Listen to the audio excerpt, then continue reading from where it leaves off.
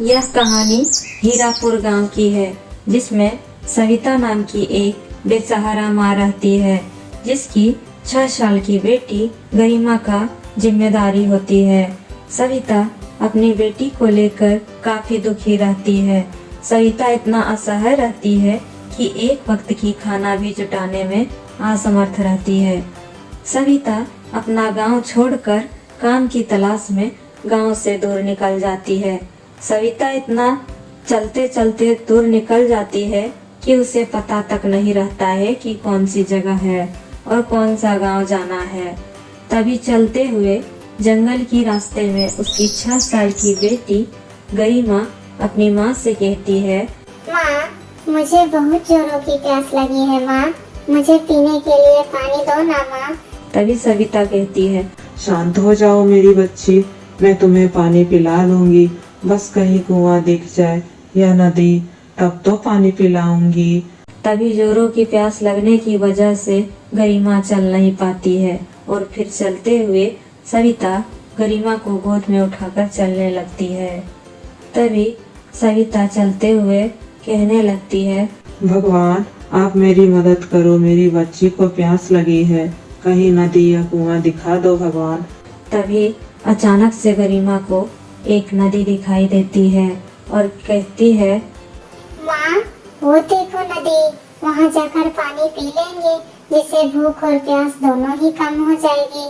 नदी को देखकर सविता खुश हो जाती है और अपनी बेटी को नदी में पानी पिलाने के लिए अपने हाथ में पानी लेकर पिलाने लगती है और फिर सोचने लगती है कि हे भगवान, अब कहाँ जाऊं जिससे काम मिल जाए और मैं अपनी बच्ची को खाना खिला सकूं। तभी सविता की नज़र एक ढाबे पर पड़ती है, जिसमें खाने पीने की सामान बनाने की काम होती है और दूर दूर से आने वाले लोग वहीं खाना खाते हैं। पास में दुकान ना होने की वजह से भीड़ भी रहती है। तभी दुकान में जाकर सविता पूछती है, भैया, यहाँ कोई काम मिल सकती है? मैं बहुत दूर से आई हूँ भैया, आप मुझे कोई काम दे दो भैया, मैं कुछ भी कर लूंगी।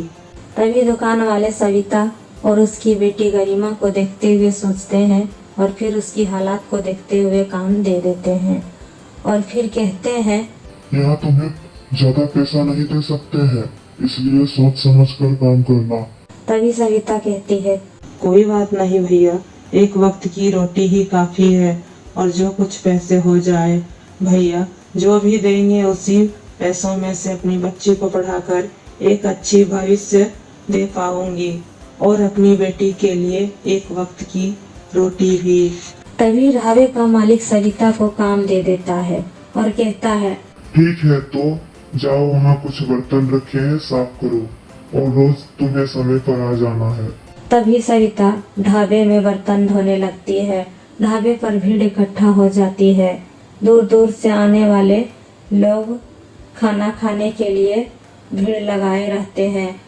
गांव में कोई दूसरा ढाबा नहीं होता है, इसीलिए। तभी सविता कहती है, ठीक है भैया, मैं रोज टाइम पर आ जाऊंगी। और सविता बर्तन साफ करके खाना खाने लगती है।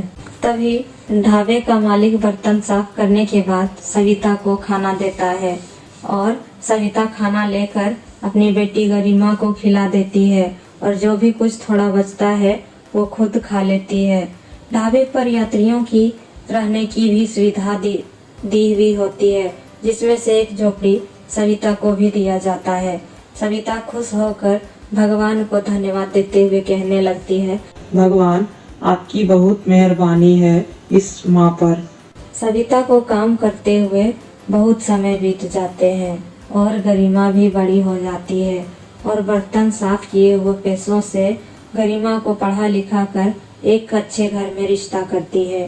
गरिमा इतना सुंदर और पढ़ी लिखी रहती है कि उसके ससुराल वालों ने कम दहेज में ही शादी के लिए तैयार हो जाते हैं। गरिमा का पति राकेश एक बैंक मैनेजर होता है और यह सब देखकर सविता खुशी से रोने लगती है। तभी गरिमा और राकेश की शादी दोनों के परिवार वालों के साथ से हो जाती है और फिर गरिमा ससुराल चली जाती है और सविता अपनी बेटी गरिमा का खुशी से खुश हो जाती है और फिर हर दिन की तरह वह अपना काम पर लग जाती है। और फिर काम करने के बाद गरिमा की याद आने लगती है सविता को। उधर गरिमा भी खुशी खुशी ससुराल पहुंच जाती है और फिर सोचने लगती है माँ कैसी होगी, और यह सब सोचते हुए रोती है। ये सब देखकर राकेश गरिमा से पूछता है, तुम क्यों रो रही हो, क्या बात है? तभी गरिमा अपनी माँ की संघर्ष और अपना जीवन के बारे में राकेश को बताती है। तभी राकेश कहता है, शांत हो जाओ गरिमा, अब चलो माँ से मिलने के लिए, और वैसे भी आज ससुराल में मेरा पहला दिन है। तभी दोनों मिलकर सविता से मिलने के लिए गरिमा का घर जाते हैं। उधर गरिमा को याद करते हुए सविता दरवाजे पर बैठी हुई रो रही होती है। तभी अचानक से एक बड़ी कार आकर रुकती है, तो उसमें गरिमा और राकेश होता है। तभी अपनी बेटी गरिमा को देखकर सविता खुश होकर गले से लगा लेती है। तभी राकेश कहता है, माँ जी, आज से हम लोग के साथ ही रहेगी गरिमा। तभी यह सुनकर सविता मना करने लगती है। तभी राकेश कहता है, माँ जी, गरिमा अगर आपकी बेटी है तो मैं भी आपका ही बेटा हूँ। आप चलिए माँ जी, आज से आपके दुख के दिन खत्म हो गए हैं। अब आज से आप भी हमारे परिवार के साथ रहेंगे। आज से आप भी एक परिवार का हिस्सा हैं। तभी गरिमा और राकेश सविता को गाड़ी में बैठाकर अपने साथ लेकर चले जाते हैं और सविता के सारे दुख के दिन खत्म हो जाते हैं और फिर सभी मिलकर खुशी खुशी रहने लगते हैं।